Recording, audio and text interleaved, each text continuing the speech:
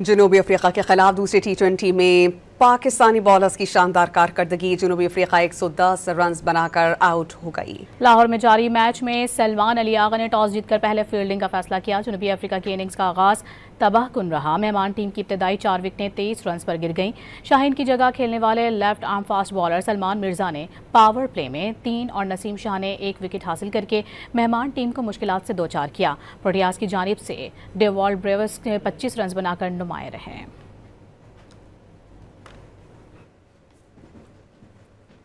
जनूबी अफ्रीका के खिलाफ दूसरे T20 में पाकिस्तानी बॉलर्स की शानदार कारकर्दगी। जनूबी अफ्रीका 110 रन बनाकर आउट हो गई। लाहौर में जारी मैच में सलमान अली आगा ने टॉस जीतकर पहले फील्डिंग का फैसला किया। जनूबी अफ्रीका की इनिंग्स का आगाज तबाहकुन रहा। मेहमान टीम की इब्तदाई 4 विकेटें 23 रन पर गिर गईं।